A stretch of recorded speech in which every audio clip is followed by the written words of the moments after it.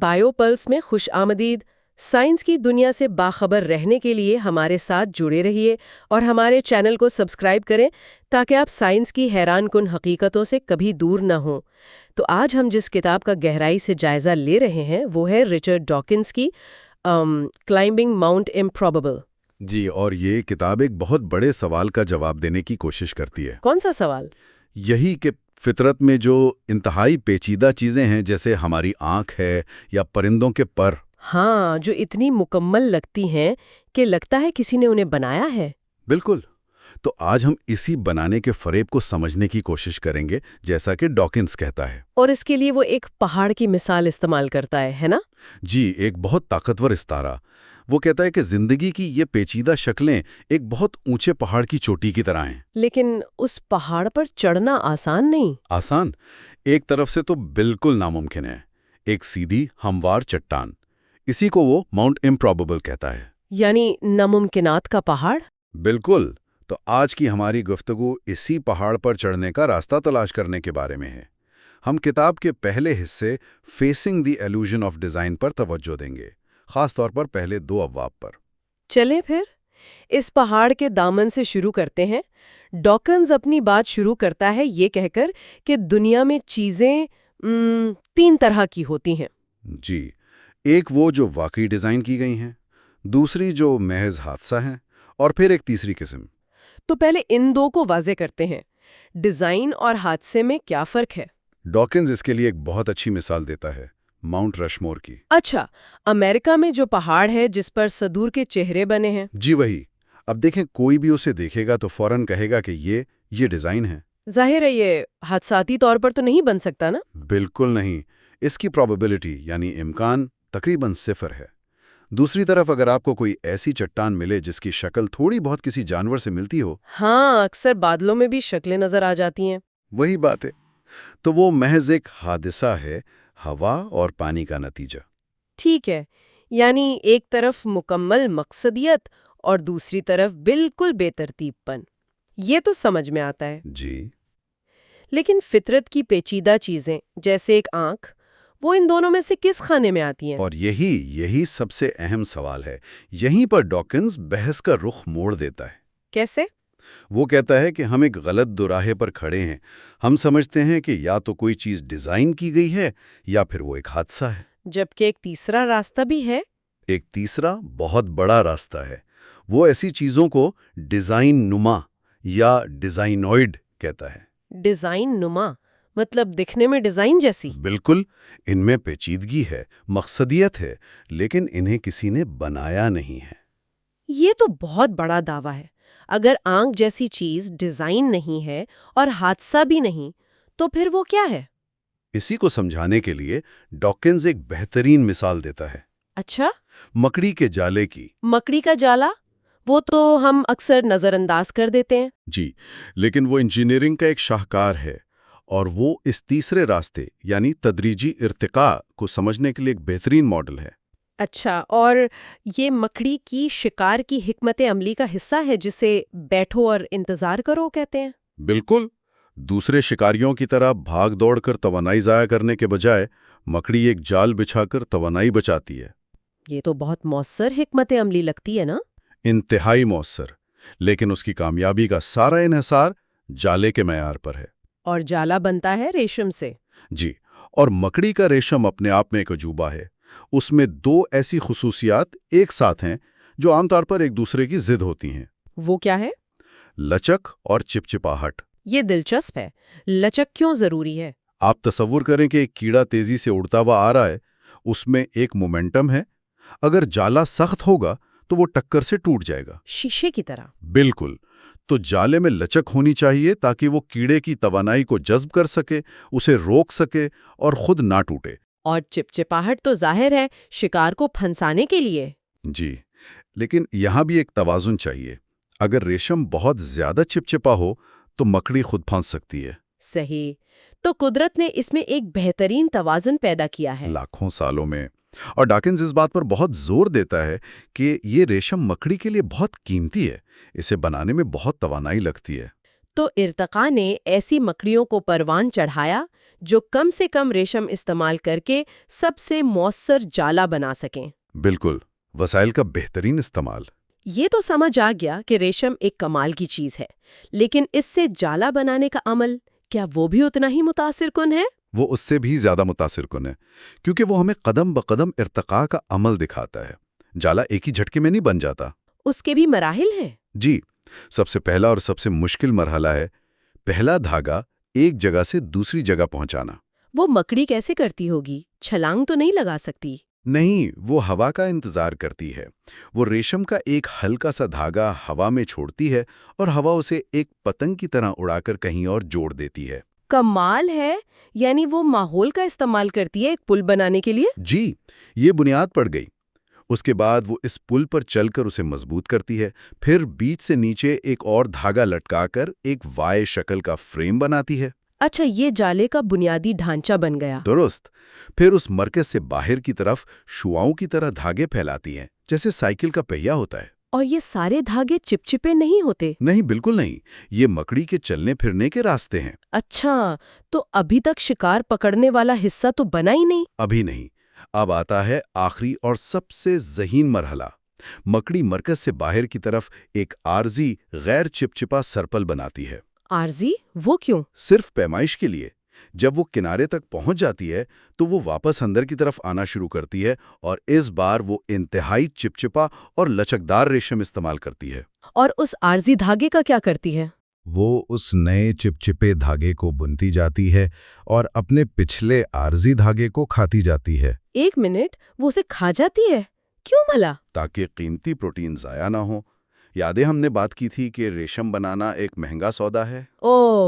تو وہ اپنے عارضی ڈھانچے کو ریسائیکل کر لیتی ہے۔ یہ تو کمال کی ریسورس مینجمنٹ ہے۔ بالکل، ہر قدم پچھلے قدم پر انحصار کرتا ہے، اور ہر قدم کا ایک واضح مقصد ہے۔ تو مکڑی کا جالا صرف ایک مثال نہیں، بلکہ یہ ماؤنٹ امپروبیبل پر چڑھنے کا ایک چھوٹا ماڈل ہے۔ آپ نے بالکل صحیح سمجھا۔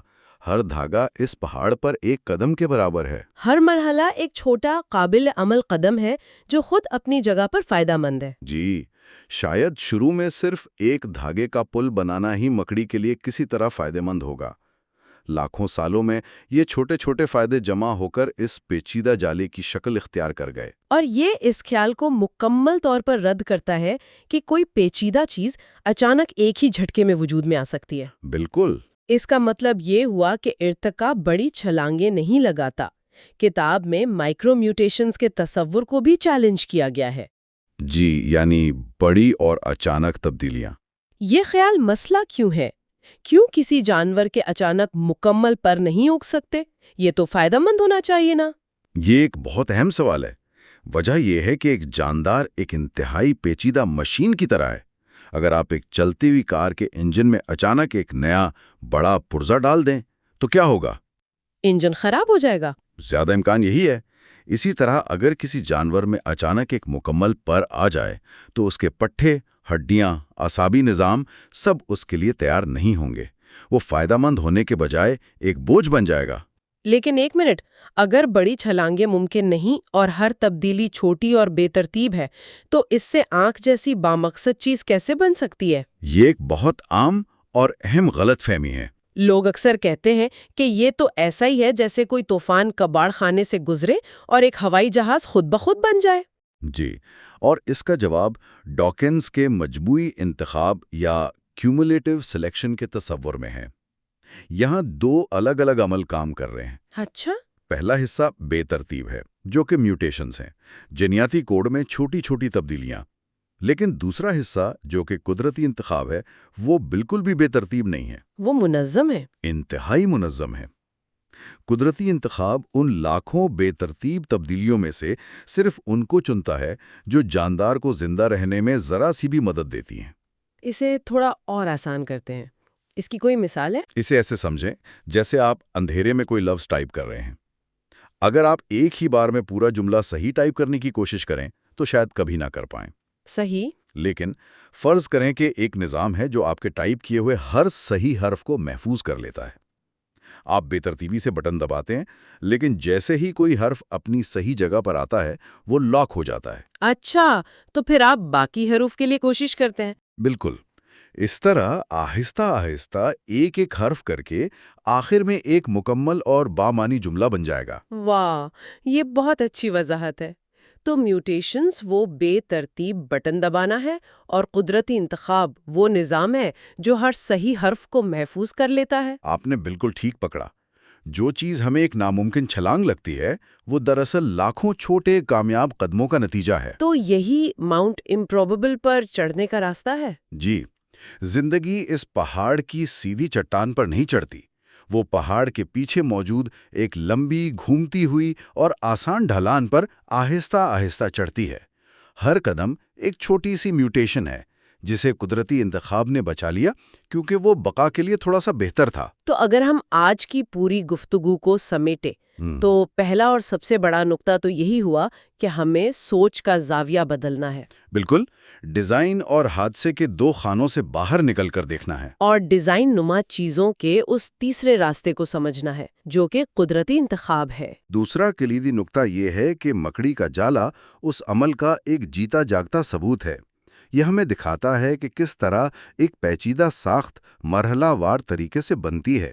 یہ صرف ایک خوبصورت چیز نہیں بلکہ ارتقائی عمل کا ایک نقشہ ہے۔ درست۔ اور تیسرا اور سب سے اہم نقطہ ماؤنٹ امپروبیبل کا بنیادی پیغام ہے کہ ارتقاء بڑی جادوئی چھلانگوں کا نام نہیں بلکہ یہ لا تعداد چھوٹی فائدہ مند تبدیلیوں کے جمع ہونے کا نام ہے۔ بالکل، یہ ایک سست، صبر آزما مگر ناقابل شکست عمل ہے۔ میں آج کے بعد مکڑی کے جالے کو کبھی پہلے کی طرح نہیں دیکھ پاؤں گی۔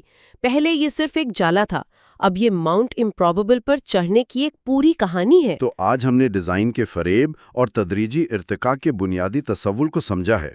اپنی اگلی گفتگو میں ہم اسی کتاب کی روشنی میں ماؤنٹ امپروبیبل کے پیغام کو مزید گہرائی میں جانیں گے، اور ارتقاء میں اتفاق یا چانس کے کردار پر بھی بات کریں گے۔ جی، اس کے بارے میں پھیلی سب سے بڑی غلط فہمیوں پر بات کریں گے۔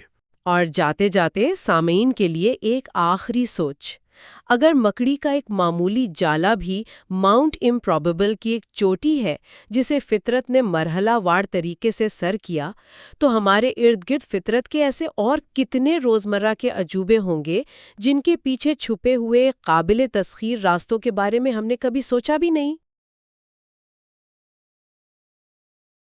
آج ہم رچرڈ ڈاکنز کی کتاب کلائمبنگ ماؤنٹ امپروبیبل کے ایک بہت ہی دلچسپ حصے پر بات کرنے جا رہے ہیں، خاص طور پر اس کا تیسرا باب، پہاڑ سے پیغام۔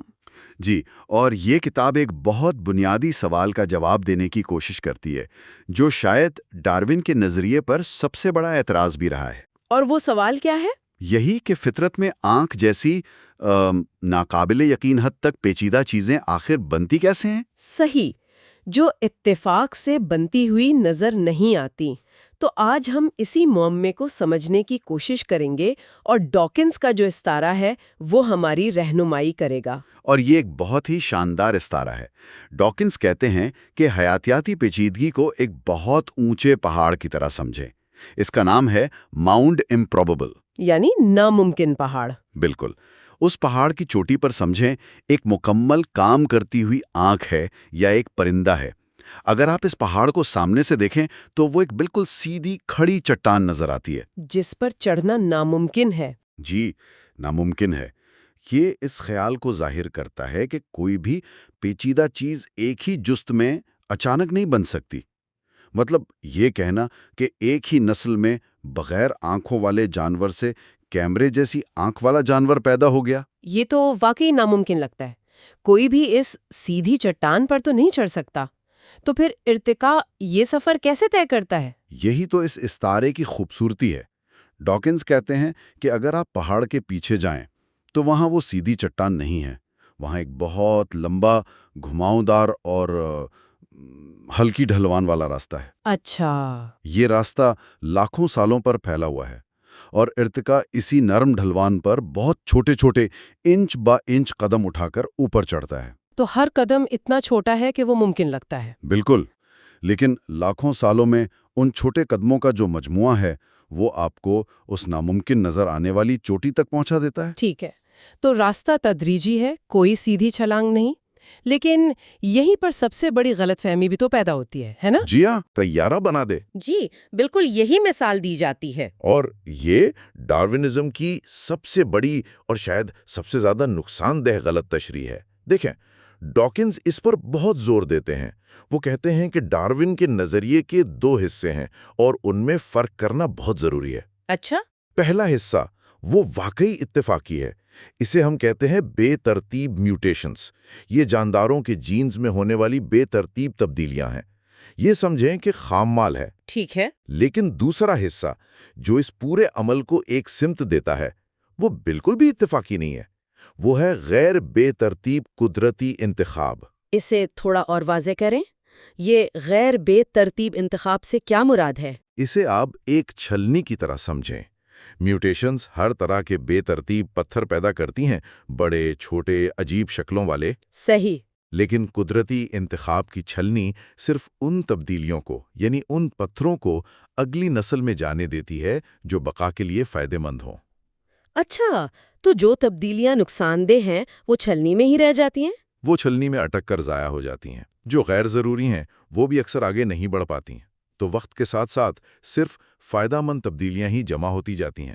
تو یہ کہنا کہ ارتقاء صرف اتفاق کا کھیل ہے، یہ بالکل غلط ہے۔ یہ ایسا ہی ہے جیسے کوئی کہے کہ ایک مجسمہ ساز اتفاق سے پتھر پر چینی ہتھوڑا مار کر شاہکار بنا دیتا ہے۔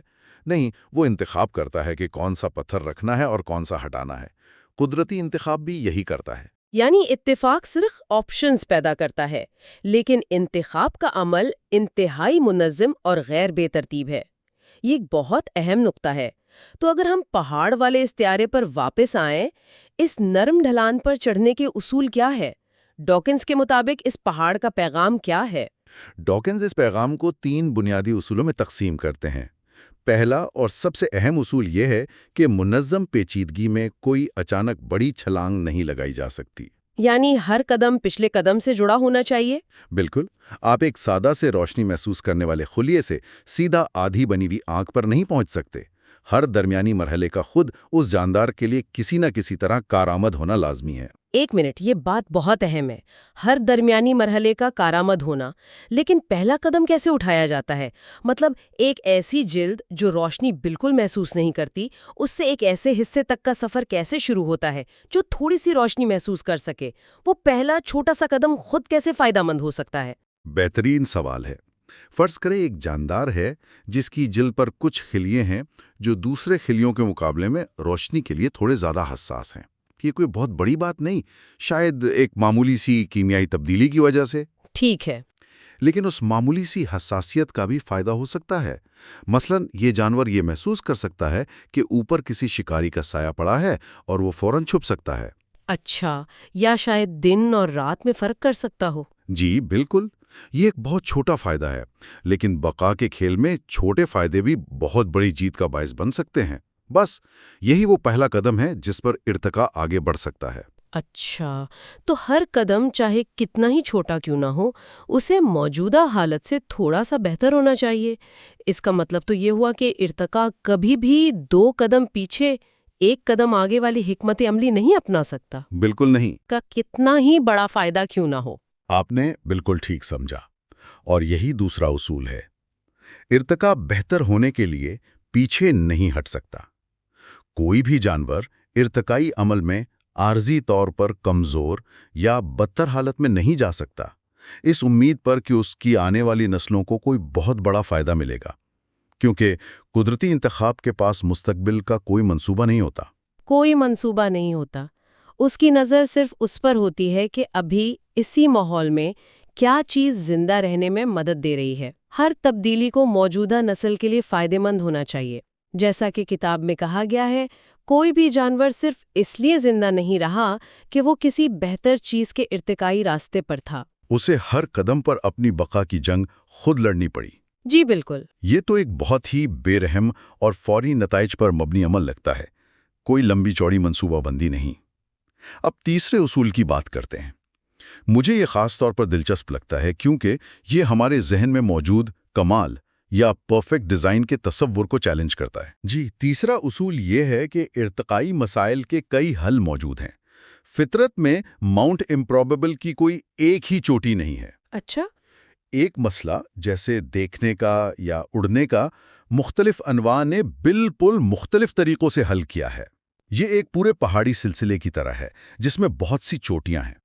हर नौ अपनी तारीख, अपने माहौल और अपने पास मौजूद जिनियाती मवाद की बुनियाद पर एक मुख्तलिफ चोटी पर चढ़ती है। तो क्या इसका मतलब ये है कि इंसानी आंख कामिल नहीं है? हम तो अपनी आंख को डिजाइन का एक शाहकार समझते हैं। ये एक बहुत दिलचस्प नुक्ता है। इंसानी आंख वाकई एक शानदार उज़्व है, लेकिन ये कामिल नहीं है। मिसाल के तौर पर हमारी आंख के अंदर जो बसरी नस है वो रेटिना के सामने से गुजरती है। अच्छा। जिसकी वजह से हमारी आंख में एक ब्लाइंड स्पॉट यानी अंधा नुक्ता पैदा होता है। ऐसी जगह जहां से हम देख नहीं सकते। जी, हमारा दिमाग उस खाली जगह को भर देता है, इसलिए हमें उसका एहसास नहीं होता। लेकिन ऑक्टोपस की आंख में ऐसा कोई मसला नहीं है। उसका डिजाइन ज्यादा मंतकी है। वाह। क्योंकि उसकी नसें रेटिना के पीछे से गुजरती हैं। इसका मतलब ये नहीं कि ऑक्टोपस की आंख मजमूई तौर पर बेहतर है, लेकिन इस खास पहलू में उसका डिजाइन ज्यादा मौसर है। तो ये इस बात का सबूत है कि एक ही मसले के कई हल हो सकते हैं। बिल्कुल, और कोई भी हल हर लिहाज से कामिल नहीं होता। ये तो वाकई हैरानकुन है। तो इर्तिका एक इंजीनियर की तरह बेहतरीन डिजाइन नहीं बनाता, बल्कि एक कारीगर की तरह काम करता है जो अपने पास मौजूद औजारों से काम चलाता है। सही कहा आपने। अब अगर हम पहले उसूल पर वापस जाएं कि हर कदम खुद आरामद होना चाहिए, तो इससे एक सवाल पैदा होता है, क्या ऐसी मिसालें हैं कि कोई उज़्व एक मकसद के लिए बना हो और बाद में किसी बिल्कुल मुख्तलिफ काम के लिए इस्तेमाल होने लगा हो? क्योंकि ये समझना मुश्किल है कि आधा पर या आधी आंख कैसे फायदेमंद हो सकती है। जी हाँ, और ये इर्तिका के सबसे दिलचस्प तस्वुरात में से एक है। इसे प्री एडेप्टेशन कहा जाता है। प्री एडेप्टेशन यानी ऐसी खुसूसियात जो एक मकसद के लिए इर्तिका पजीर हुई, लेकिन बाद में एक बिल्कुल नए मकसद के लिए काम आने लगे। इसकी सबसे मशहूर मिसाल परों की है। हम्म। मैंने सुना है कि पर शुरू में उड़ने के लिए नहीं थे, लेकिन क्या ये सिर्फ एक नजरिया है या इसके कोई ठोस सबूत भी हैं? नहीं, इसके बहुत ठोस फॉसिल सबूत मौजूद हैं। चीन में बहुत से ऐसे डायनासोर्स के फॉसिल्स मिले हैं जिनके जिस्म पर मौजूद थे, लेकिन वो उड़ नहीं सकते थे। अच्छा, अपनी जिस्मानी साख्त की वजह से? जी, उनके बाजू छोटे थे या जिस्म बहुत भारी था। तो सवाल यह है कि अगर ये पर उड़ने के लिए नहीं थे तो उनका काम क्या था? सबसे मकबूल नज़रिया यह है कि पर इब्तदाई तौर पर जिस्म को गर्म रखने यानी थर्मल इंसुलेशन के लिए बने थे। यानी जिस्म की गर्मी को महफूज रखने के लिए। बिल्कुल, ठंडे मौसम में ये बका के लिए बहुत बड़ा फायदा है। जब ये साख्त इंसुलेशन के लिए मौजूद थी और लाखों सालों में बेहतर होती गई, तब जाकर इसे हवा में ग्लाइड करने और फिर बिलाखिर परवाज के लिए इस्तेमाल कर लिया गया। यानी फितरत भी एक तरह से रिसाइकलिंग करती है। एक चीज जो गर्म रखने के लिए बनी वो बाद में उड़ने के काम आ गई। कोई और मिसाल है इसकी? एक और शानदार मिसाल मामालिया जानवरों के कान की दरमियानी हड्डियों की है। हमारी सुनने की सलाहियत का इन्हिसार कान के दरमियानी हिस्से में मौजूद 3 छोटी हड्डियों पर है। जी, उनमें से 2 हड्डियां मैलियस और इनकस हमारे रेंगने वाले आबाओ अजदाद में जबड़े का हिस्सा हुआ करती थीं। एक मिनट, जबड़े का हिस्सा मतलब जो हड्डियां पहले चबाने में मदद देती थीं वो अब हमें सुनने में मदद देती हैं। ये तब्दीली कैसे आई? देखें, वक्त के साथ साथ जब मामालिया जानवरों का जबड़ा इर्तिका पजीर हुआ तो ये 2 हड्डियां जबड़े के जोड़ से आज़ाद हो गईं। ये छोटी होती गईं और आहिस्ता आहिस्ता दरमियानी कान की तरफ मुंतकिल हो गईं। और वहां उन्होंने एक बिल्कुल नया काम संभाल लिया। जी, बाहर से आने वाली आवाज की लहरों को बढ़ाकर अंदरूनी कान तक पहुंचाना। ये एक बेहतरीन मिसाल है कि किस तरह इर्तिका मौजूदा साख्तों को नए और हैरत अंगीज मकासद के लिए इस्तेमाल करता है। ये आधा कान या आधा जबड़ा नहीं था, बल्कि हर मरहले पर एक मुकम्मल कारामद जबड़ा था जो आहिस्ता आहिस्ता एक मुकम्मल कारामद कान में तब्दील हो गया। आपने बिल्कुल सही पकड़ा। ये तो वाकई नाकाबिले यकीन है। तो पेचीदगी का मसला जो बज़ाहिर नाकाबिले हल नज़र आता है वो दरअसल छोटे काबिले इंतज़ाम मसाइल में तकसीम करके हल किया जाता है।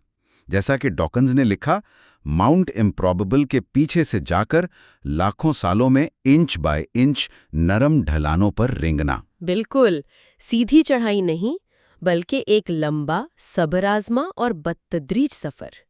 ارتقا کی یہی منطق ہے، یہ ناممکن کو ممکن بناتا ہے، لیکن جادو سے نہیں بلکہ چھوٹے، قابل فہم اور ہمیشہ فائدہ مند اقدامات کے ایک طویل سلسلے کے ذریعے۔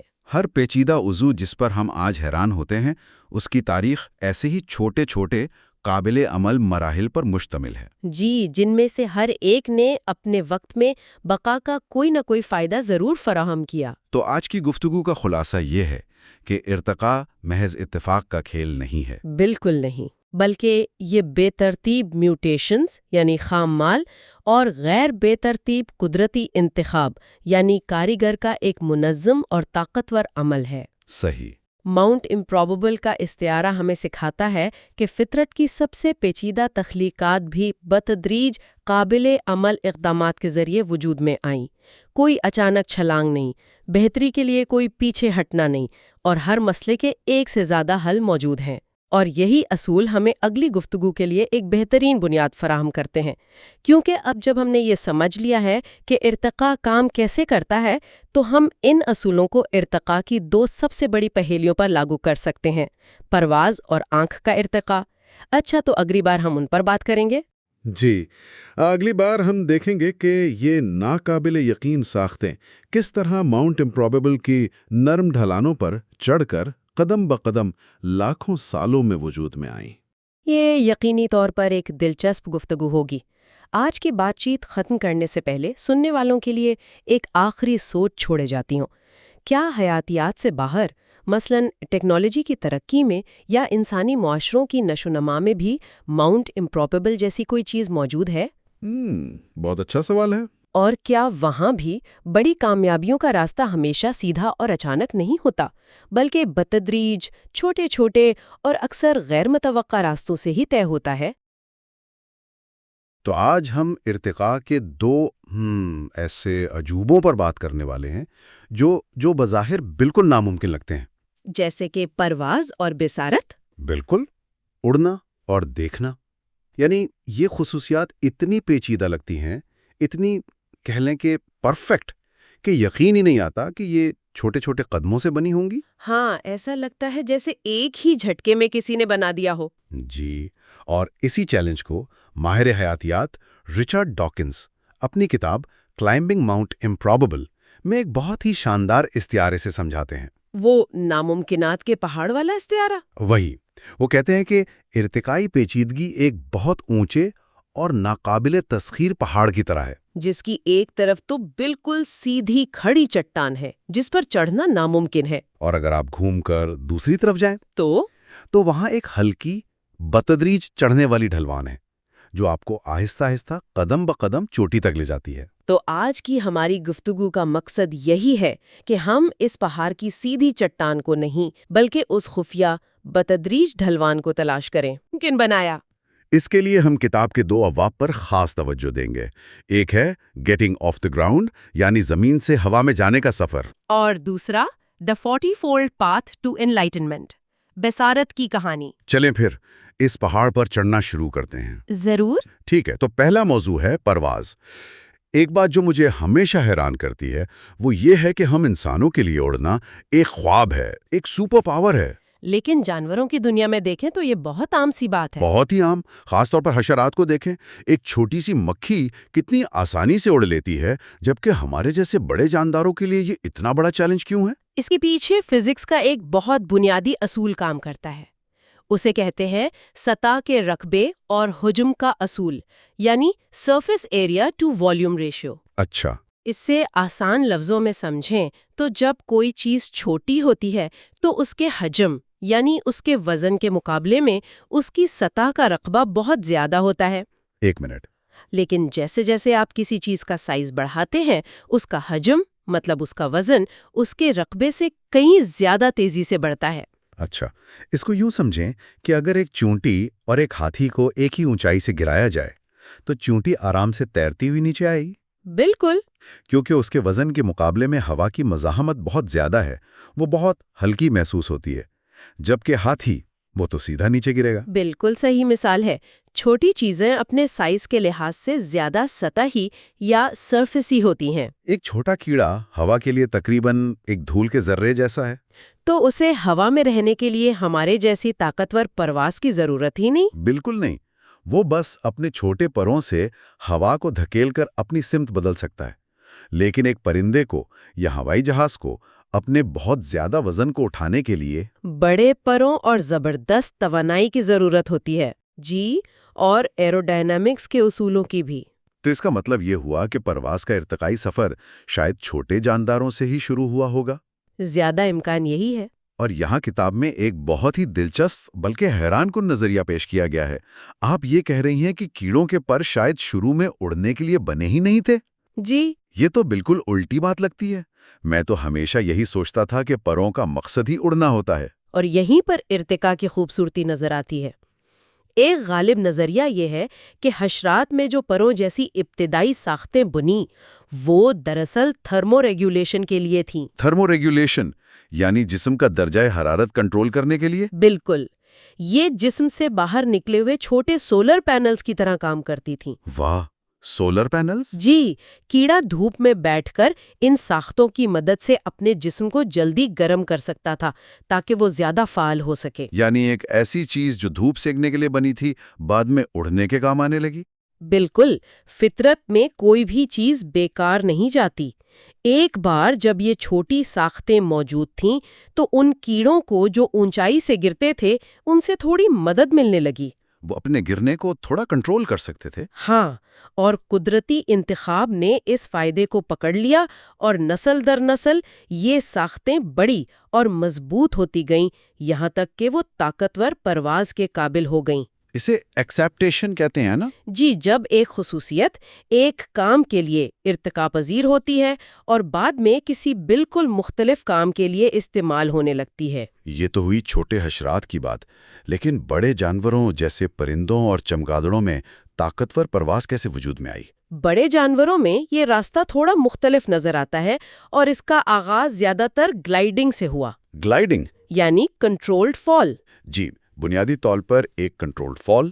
آپ بلندی سے چھلانگ لگاتے ہیں اور ہوا کو استعمال کرتے ہوئے فاصلہ طے کرتے ہیں، جیسے آج کل کی گلہریاں کرتی ہیں. بالکل. لیکن طاقتور پرواز تو بالکل دوسری چیز ہے. ہاں، اس کا مطلب ہے زمین سے اوپر اٹھنا، ہوا میں اپنی پوزیشن برقرار رکھنا اور اپنی مرضی کی سمت میں جانا. اس کے لیے تو زبردست پٹھوں کی طاقت اور خاص ایرو ڈائنامک پروں کی ضرورت ہوتی ہے. یہ ارتقاء کی ایک بہت بڑی چھلانگ لگتی ہے. اور یہ واقعی ایک بہت بڑی چھلانگ تھی. تصور کریں درختوں پر رہنے والے جانوروں کا جو ایک شاخ سے دوسری شاخ پر چھلانگ لگاتے تھے. اچھا. جن جانوروں کی جلد بازوؤں اور ٹانگوں کے درمیان تھوڑی ڈھیلی یا جھلی جیسی تھی وہ تھوڑی لمبی چھلانگ لگا سکتے تھے. یہ ایک چھوٹا سا فائدہ تھا. اور لاکھوں سالوں میں قدرتی انتخاب نے اس جھلی کو بڑا اور بہتر بنایا. اور وہ جانور گلائیڈنگ کے ماہر ہو گئے. اس کے بعد اگلا بڑا قدم پٹھوں کو اس طرح تیار کرنا تھا کہ وہ ان جھلیوں کو پھڑپھڑا سکیں جس سے انہیں تھوڑا سا اضافی زور مل سکے. اور آہستہ آہستہ یہی عمل طاقتور پرواز میں تبدیل ہو گیا. بالکل. اچھا، تو یہ ممالیہ جانوروں جیسے چمگادڑوں کی کہانی ہو سکتی ہے، لیکن پرندوں کا کیا جو آج آسمان کے بادشاہ ہیں؟ پرندوں کی کہانی اور بھی دلچسپ ہے کیونکہ وہ ڈائناسورس کی نسل سے ہیں. جی ہاں. شواہد بتاتے ہیں کہ پرندوں کے آباء و اجداد یعنی چھوٹے گوشت خور ڈائناسورز میں پر اڑنے سے بہت پہلے موجود تھے. اچھا، تو پھر وہ کس کام آتے تھے؟ شاید جسم کو گرم رکھنے یعنی انسولیشن کے لیے، یا پھر ساتھیوں کو متوجہ کرنے کے لیے، رنگین دکھاوے کے لیے. تو یہاں بھی وہی ایکسیپٹیشن کا اصول لاگو ہوتا ہے. جی، ایک بار جب پر موجود تھے تو وہ اڑان کے لیے ایک ممکنہ ذریعہ بن گئے. تو گویا پرواز کا ناممکن پہاڑ مختلف راستوں سے سر کیا گیا. حشرات نے سولر پینل سے اور پرندوں اور ممالیہ نے گلائیڈنگ سے. ہر ایک نے اپنی بتدریجی ڈھلان تلاش کر لی. ٹھیک ہے، تو فطرت نے زمین سے ہوا میں جانے کا مسئلہ تو حل کر لیا، لیکن اب ایک اور چیلنج کی بات کرتے ہیں جو شاید اس سے بھی بڑا ناممکن پہاڑ لگتا ہے. اور وہ ہے دنیا کو دیکھنا. بالکل. خود ڈارون بھی آنکھ کی پیچیدگی پر حیران تھے اور اسے اپنی تھیوری کے لیے ایک بڑا چیلنج سمجھتے تھے. بلا شبہ آرک ارتقاء کا ایک شاہکار ہے. ایک ایسی ساخت جس میں روشنی کو جمع کرنے والا لینز، تصویر بنانے والا ریٹینا اور اسے فوکس کرنے کا نظام۔ سب کچھ ایک ساتھ مل کر کام کرتا ہے۔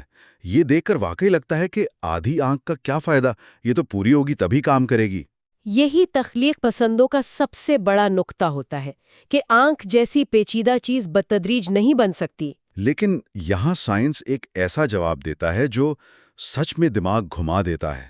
جی، اور وہ جواب یہ ہے کہ اچھا، اگر آنکھ کا ارتقاء اتنا ہی ناممکن تھا تو یہ جانوروں کے بادشاہت میں صرف ایک بار کیوں ہوا؟ ایک منٹ، آپ یہ کہہ رہی ہیں کہ یہ ایک سے زیادہ بار ہوا ہے؟ ایک سے زیادہ بار۔ حیاتیاتی اور جینیاتی مطالعات سے یہ بات سامنے آئی ہے کہ آنکھیں کم از کم 40 سے 60 بار الگ الگ آزادانہ طور پر ارتقاء پذیر ہوئی ہیں۔ 40 سے 60 بار، مطلب فطرت نے یہ ناممکن کام درجنوں بار کیا۔ جی، یہ تو اس دلیل کی بنیادی ہلا دیتا ہے کہ یہ کام بہت مشکل ہے، اور اس کا تو مطلب ہوا کہ یہ کام بہت ضروری اور قابل حصول تھا۔ آپ نے بالکل صحیح نقطہ پکڑا۔ اگر ارتقاء کے پاس موقع ہو تو آنکھ بننا تقریباً ناگزیر ہے۔ اور ہمیں یہ کیسے پتا کہ یہ ارتقاء آزادانہ تھا؟ اس کا ثبوت مختلف جانوروں میں آنکھ کی ساخت اور اس کی ایمبریونک نشوونما سے ملتا ہے۔ مثال کے طور پر حشرات کی مرکب آنکھ اور ہماری کیمرہ جیسی آنکھ بالکل مختلف اصولوں پر کام کرتی ہیں۔ جی، ان کے ارتقاری راستے بالکل الگ تھے۔ چلیں تو پھر اس راستے پر چلتے ہیں۔ کیمرہ جیسی آنکھ کی وہ بتدریج ڈھلوان کیسی دکھتی ہے؟ سفر کہاں سے شروع ہوتا ہے؟ سب سے پہلا قدم یعنی ڈھولان کا آغاز روشنی کے لیے حساس خلیوں کے ایک سادہ سے پیچ سے ہوتا ہے۔ یعنی جلد پر کچھ ایسے خلیے جو صرف یہ بتا سکیں کہ روشنی ہے یا اندھیرا؟ بس اتنا ہی۔ ٹھیک ہے، یہ تو بہت سادہ لگتا ہے، لیکن اس کا فائدہ کیا ہے؟ اس کا بہت بڑا فائدہ ہے۔ اگر آپ ایک سادہ سمندری جاندار ہیں اور آپ کے اوپر سے کسی شکاری کا سایہ گزرتا ہے تو روشنی میں اچانک کمی آپ کو خطرے سے آگاہ کر سکتی ہے اور آپ چھپ سکتے ہیں۔ اور یہ زندگی اور موت کا سوال ہو سکتا ہے۔ اچھا، یعنی صرف روشنی اور اندھیرے کا فرق جاننے سے آگے بڑھ کر یہ جاننا کہ خطرہ کس طرف سے آ رہا ہے، یہ تو اگلا قدم ہوگا۔ بالکل، اور اس کے لیے اگلا مرحلہ تھا کپ آئی۔ Cup I? جی، اگر یہ روشنی کے لیے حساس پیچ تھوڑا سا اندر کی طرف دھنس جائے اور ایک پیالے کی شکل اختیار کر لے تو اب جاندار نہ صرف روشنی کی موجودگی کا پتہ لگا سکتا ہے بلکہ اس کی سمت کا بھی اندازہ لگا سکتا ہے۔ بالکل، کیونکہ پیالے کی ایک طرف سے آنے والی روشنی صرف دوسری طرف کے خلیوں کو متحرک کرے گی۔ زبردست، تو اب سمت بھی معلوم ہو گئی۔ اس کے بعد پن ہول آئے کا ذکر آتا ہے۔ ہاں، یہ ایک قدرتی کیمرہ آبسکیورا ہے۔ اگر اس پیالے کا سوراخ وقت کے ساتھ ساتھ چھوٹا ہوتا جائے تو یہ ایک پن ہول کی طرح کام کرنے لگتا ہے اور ایک دھندلی سی تصویر بنتی ہے۔ جی، ایک دھندلی تصویر۔ اب جاندار صرف روشنی کی سمت نہیں بلکہ اپنے سامنے موجود چیزوں کی شکل کا بھی کچھ حد تک اندازہ لگا سکتا ہے۔ ہر قدم پر ایک اضافی فائدہ مل رہا ہے۔ ہر قدم پر۔ اور آخر میں آتی ہے مکمل کیمرہ آئی، جس میں اس سوراخ کے اوپر ایک شفاف تہ ایک لینز میں تبدیل ہو جاتی ہے، جو اس دھندلی تصویر کو بالکل صاف اور فوکس کر دیتی ہے۔ یہاں کتاب میں فوٹون کی معیشت یا فوٹون اکنامکس کا ایک بہت دلچسپ تصور پیش کیا گیا ہے۔ یہ کیا چیز ہے؟ یہ ایک بہت اہم نقطہ ہے۔ اسے اس طرح سوچیں کہ آنکھ کا کام روشنی کے ذرات یعنی فوٹونز کو پکڑنا ہے۔ اچھا، جس آنکھ میں زیادہ گہرے اور حساس خلیے ہوں گے وہ کم روشنی میں بھی زیادہ فوٹون پکڑ سکے گی۔ تو ارتقاء کے ہر مرحلے پر ہر وہ چھوٹی سے چھوٹی تبدیلی جو 1% زیادہ فوٹون پکڑنے میں مدد دے، وہ بقا کا ایک بہت بڑا فائدہ ہے۔ جی بالکل۔ یہ سب کو سننے میں بہت منطقی لگتا ہے، لیکن یہاں پر وہی پرانا سوال واپس آ جاتا ہے، یہ سب ہونے کے لیے کافی وقت کہاں تھا؟ اور یہیں پر وہ سب سے دھماکہ خیز تحقیق سامنے آتی ہے جو اس پوری بحث کو ختم کر دیتی ہے۔ آپ ان 2 سویڈش سائنسدانوں ڈین نیلسن اور سوزین پیلگر کے کام کا ذکر کر رہے ہیں؟ جی، انہوں نے یہ جاننے کے لیے ایک کمپیوٹر ماڈل بنایا کہ ایک سادہ روشنی محسوس کرنے والے پیچ سے ایک پیچیدہ کیمرہ جیسی آنکھ بننے میں کتنا وقت لگ سکتا ہے۔ اور انہوں نے اپنے ماڈل میں بہت قدامت پسندانہ اندازے لگائے۔ جی، ہر نسل میں صرف 0.005% کی چھوٹی سی قابل عمل تبدیلی۔ اور نتائج نے سب کو ہلا کر رکھ دیا۔ بالکل، ان کے ماڈل سے یہ بات سامنے آئی کہ ایک پیچیدہ کیمرہ جیسی آنکھ صرف 3,64,000 نسلوں میں تیار ہو سکتی ہے۔ 3,64,000 نسلیں، سننے میں یہ بہت زیادہ لگتا ہے، لیکن ارتقائی پیمانے پر یہ تو پلک جھپکنے کے برابر ہے۔ بالکل، ارضیاتی وقت کے پیمانے پر یہ ایک بہت ہی مختصر مدت ہے۔ اس ماڈل نے تخلیق پسندوں کے اس سب سے بڑے اعتراض کی بنیاد ہی ختم کر دی کہ اتنا وقت کہاں تھا۔ یہ ماڈل ظاہر کرتا ہے کہ آنکھ کا ارتقاء نہ صرف ممکن ہے بلکہ ناگزیر بھی ہے، بشرطے کہ ہر قدم پر ایک چھوٹا سا فائدہ ملتا رہے۔ اور جیسا کہ ہم نے دیکھا، فائدہ ہر قدم پر موجود ہے۔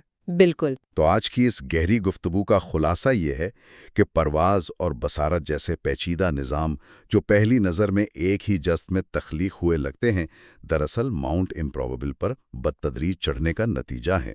فطرت سیدھی کھڑی چٹان پر نہیں چڑھتی، وہ ہمیشہ آسان بتدریج ڈھلوان کا انتخاب کرتی ہے، جہاں ہر قدم ایک چھوٹی، مفید اور قابل عمل تبدیلی پر مشتمل ہوتا ہے۔ بالکل۔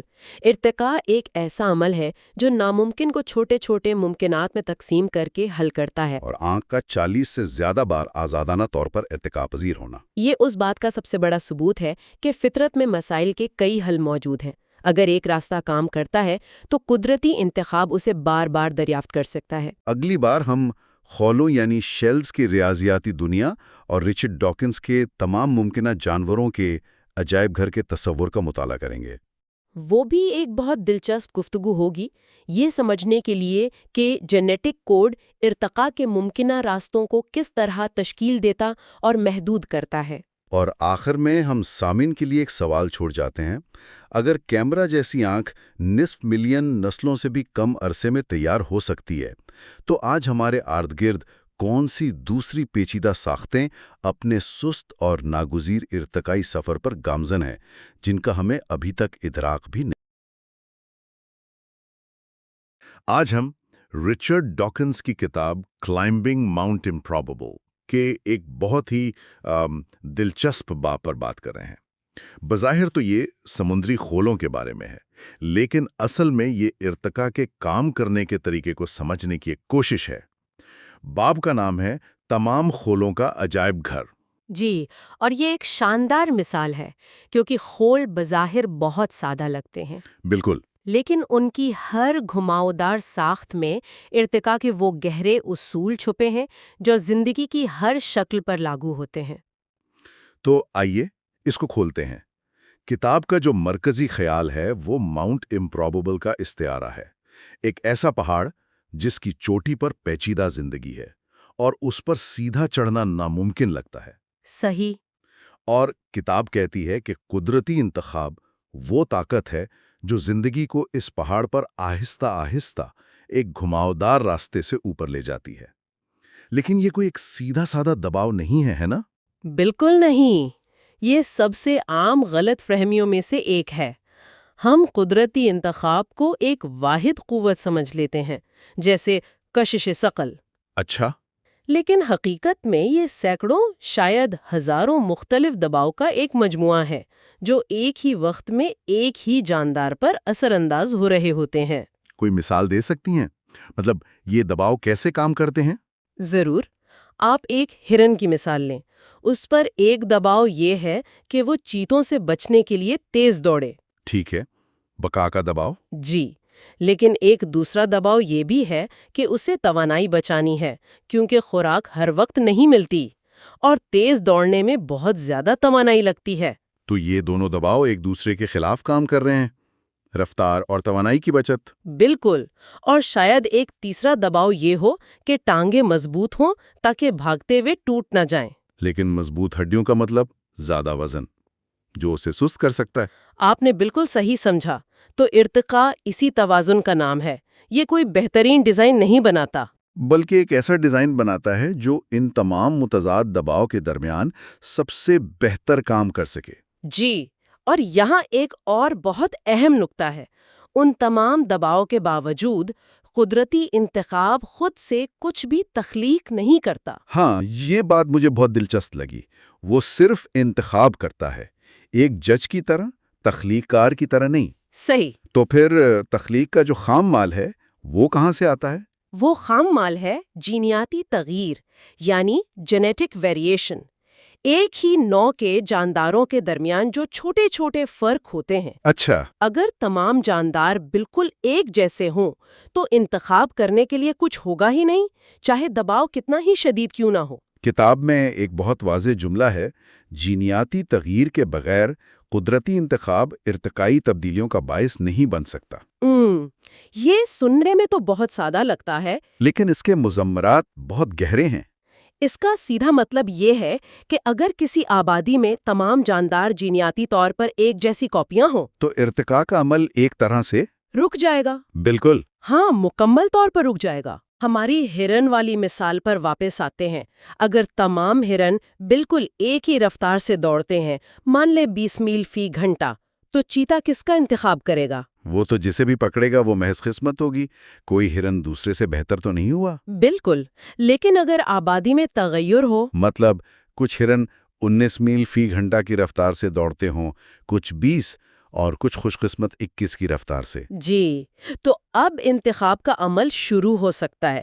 چیتے زیادہ تر سست ہرنوں کو پکڑیں گے اور وقت کے ساتھ ساتھ آبادی میں تیز رفتار ہرنوں کی تعداد بڑھ جائے گی۔ تو تغیر وہ ایندھن ہے اور قدرتی انتخاب ڈرائیور ہے۔ کیا خوب کہا! بغیر ایندھن کے ڈرائیور کچھ نہیں کر سکتا۔ اس خیال کو مزید گہرائی سے سمجھانے کے لیے ڈاکنز ایک بہت ہی شاندار استعارہ استعمال کرتے ہیں، تمام ممکنہ جانوروں کا عجائب گھر۔ جی، اور یہ کوئی عام عجائب گھر نہیں ہے۔ مطلب؟ یہ ایک کثیر الجہتی یعنی ملٹی ڈائمینشنل عجائب گھر ہے۔ اس کی ہزاروں نہیں لاکھوں شاید اربوں جہتیں یا ڈائمینشنز ہو سکتی ہیں۔ ایک منٹ، جہتوں سے یہاں کیا مراد ہے؟ یہ تھوڑا پیچیدہ لگ رہا ہے۔ ہاں، اسے اس طرح سوچیں، جانوروں کی خصوصیات کو ناپنے کا ہر ممکنہ طریقہ ایک جہت ہے۔ اچھا۔ مثال کے طور پر ایک جہت ہے ٹانگوں کی لمبائی، دوسری جہت آنکھوں کا رنگ، تیسری پروں کا سائز، چوتھی دل کی دھڑکن۔ میں سمجھا۔ تو ہر قابل پیمائش خصوصیت کے لیے ایک الگ جہت؟ جی، تو اس عجائب گھر میں ہر وہ جانور موجود ہے جو حیاتیاتی طور پر ممکن ہو سکتا ہے، چاہے وہ حقیقت میں کبھی زمین پر موجود رہا ہو یا نہ رہا ہو۔ بالکل۔ ایک ایسا جانور بھی جس کی 6 ٹانگیں اور نیلے پر ہوں، اگر یہ حیاتیاتی طور پر ممکن ہے تو اس عجائب گھر میں اس کا ایک مجسمہ موجود ہے۔ واو! اور کسی بھی نسل کا جو ارتقائی سفر ہے وہ اس وسیع عجائب گھر کے اندر ایک راستے کی طرح ہے۔ تو یہ ایک سیدھی سیڑھی نہیں ہے جس پر زندگی اوپر چڑھ رہی ہو؟ نہیں، بالکل نہیں۔ یہ تو ایک بہت بڑی اندھیری جگہ میں ٹٹول ٹٹول کر راستہ تلاش کرنے جیسا ہے۔ اس استعارے کی خوبصورتی یہی ہے کہ یہ ہمیں بتاتا ہے کہ ارتقاء کا کوئی پہلے سے طے شدہ مقصد یا منزل نہیں ہے۔ ٹھیک ہے، لیکن یہ تمام ممکنہ جانوروں کا تصور تو اتنا بڑا ہے کہ ذہن اسے قبول نہیں کر پاتا۔ ہاں، یہ بہت وسیع ہے۔ تو اسے سمجھانے کے لیے ڈاکنز ایک بہت ہوشیارانہ قدم اٹھاتے ہیں۔ وہ کہتے ہیں کہ پورے عجائب گھر کو بھول جائیں، آئیے صرف ایک گیلری پر توجہ مرکوز کرتے ہیں۔ خولوں کی گیلری؟ جی، خولوں کی گیلری۔ اور یہاں وہ ماہر حجریات ڈیوڈ راؤپ کے کام کا حوالہ دیتے ہیں۔ جی، راؤپ نے ایک بہت ہی حیران کن دریافت کی تھی۔ انہوں نے بتایا کہ تقریباً ہر گھونگے کے خول کو صرف 3 پیمانوں یعنی 3 پیرامیٹر سے بیان کیا جا سکتا ہے۔ صرف 3؟ یہ بات کچھ ہضم نہیں ہو رہی۔ ساحل پر تو ہزاروں قسم کے خول نظر آتے ہیں، کچھ لمبے، کچھ چپٹے، کچھ گول۔ میں سمجھتی ہوں یہ واقعی حیران کن ہے، لیکن ریاضیاتی طور پر یہ بالکل درست ہے۔ راؤپ نے دکھایا کہ اگر آپ کے پاس یہ 3 نمبر ہوں تو آپ کمپیوٹر پر تقریباً ہر قسم کے گھونگے کا خول بنا سکتے ہیں۔ اچھا، وہ 3 پیرامیٹرز کیا ہیں؟ پہلا ہے فلیئر یعنی پھیلاؤ۔ یہ بتاتا ہے کہ خول کی نالی کتنی تیزی سے کھلتی یا پھیلتی ہے۔ ٹھیک ہے۔ اگر فلیئر زیادہ ہوگا تو خول ایک کھلے ہوئے پنکھے جیسا ہوگا، اور اگر کم ہوگا تو ایک پتلی سوئی جیسا۔ سمجھ گیا۔ ایک ہو گیا پھیلاؤ، باقی 2؟ دوسرا ہے ورم۔ یہ بنیادی طور پر پیدا کرنے والی نالی کا سائز ہے۔ ایک بڑا ورم ایک موٹا بھاری خول بنائے گا اور چھوٹا ورم ایک نازک خول۔ ٹھیک ہے۔ اور تیسرا اور شاید سب سے اہم ہے سپائر یعنی مرغولہ۔ یہ کنٹرول کرتا ہے کہ خول ہر چکر کے بعد کتنا نیچے یا آگے جاتا ہے۔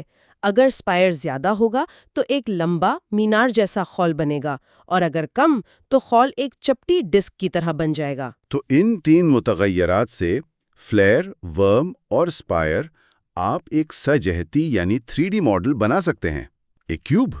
بالکل۔ اور اس کیوب کے اندر ہر نقطہ ایک منفرد ممکنہ خول کی شکل کی نمائندگی کرتا ہے۔ یہ ہے تمام ممکنہ خولوں کا عجائب گھر۔ جی، اور یہاں سے کہانی کا سب سے دلچسپ حصہ شروع ہوتا ہے۔ جب راؤپ نے حقیقی مطلب فطرت میں پائے جانے والے خول کو اس تصوراتی کیوب پر رکھا تو انہوں نے ایک بہت عجیب چیز دیکھی۔ کیا؟ انہوں نے دیکھا کہ تمام حقیقی خول اس کیوب کے کچھ خاص علاقوں میں جمع ہیں، جبکہ کیوب کے بہت بڑے حصے بالکل خالی ہیں۔ خالی ہیں۔ اچھا، یہ تو عجیب بات ہے۔ میرا پہلا خیال تو یہ ہوگا کہ وہ جگہیں اس لیے خالی ہیں کیونکہ وہاں جو خول بن سکتے تھے وہ کسی کام کے نہیں تھے۔ یعنی ناکارہ تھے؟ ہاں، شاید وہ بہت کمزور تھے یا اتنے بھاری کہ جانور چل ہی نہ پاتا اور قدرتی انتخاب نے انہیں ختم کر دیا۔ کیا یہ اتنا سیدھا معاملہ نہیں ہے؟ یہی سب کا پہلا خیال ہوتا ہے، اور یہ جزوی طور پر درست بھی ہو سکتا ہے، لیکن کتاب یہ دلیل دیتی ہے کہ یہ پوری کہانی نہیں ہے۔ اچھا؟ بہت سی خالی جگہیں اس لیے خالی نہیں ہے کہ وہاں کے خول برے تھے، بلکہ اس لیے کہ وہ حیاتیاتی طور پر بن ہی نہیں سکتے تھے، چاہے وہ کتنے ہی کارآمد کیوں نہ ہوتے۔ بن ہی نہیں سکتے تھے؟ مطلب ریاضیاتی طور پر تو وہ ممکن ہے، اس کیوب میں ان کی ایک جگہ ہے، لیکن جاندار انہیں بنا ہی نہیں سکتا۔ یہ کیسے؟ اس کی وضاحت کیلیڈوسکوپک ایمبریولوجیز کے تصور سے ہوتی ہے۔ کیلیڈوسکوپ؟ آپ کی مراد وہ بچوں والا کھلونا ہے جس میں رنگین شیشے ہوتے؟ بالکل وہی، اور اس کی خاصیت کیا ہے؟ اس کی اندرونی ساخت یعنی شیشوں کی ترتیب یہ یقینی بناتی ہے کہ آپ صرف متناسب یعنی سیمیٹریکل اور منظم نمونے ہی بنا سکتے ہیں۔ صحیح۔ آپ اس میں بے ترتیب ٹیڑھی میڑھی شکلیں بنا ہی نہیں سکتے، چاہے کتنی ہی کوشش کریں۔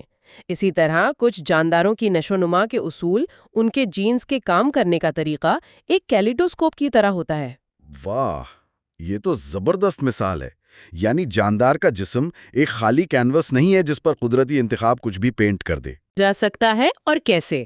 تو ان جانداروں میں جینز میں ایک چھوٹی سی تبدیلی یعنی میوٹیشن کے اثرات وسیع اور مربوط ہوتے ہیں۔ جی، ایسا نہیں ہو سکتا کہ صرف ایک حصہ بدل جائے اور باقی ویسے ہی رہیں۔ جب تبدیلی آتی ہے تو وہ پوری ساخت میں ایک منظم طریقے سے پھیلتی ہے، بالکل ویسے ہی جیسے کیلیڈوسکوپ کو ہلکا سا گھمانے سے پورا نمونہ بدل جاتا ہے۔ تو یہ ایک ہی وقت میں ایک رکاوٹ بھی ہے اور ایک سہولت بھی۔ کتاب میں سے ایک تضاد، ایک پیراڈاکس کہا گیا ہے، اور اب مجھے سمجھ آ رہا ہے کہ کیوں۔ حدود کرتی ہے۔ یہ جینیٹک تبدیلیوں کو ہر ممکنہ سمت میں جانے کی اجازت نہیں دیتی۔ اور یہ ایک سہولت بھی ہے، اور شاید یہ زیادہ اہم ہے۔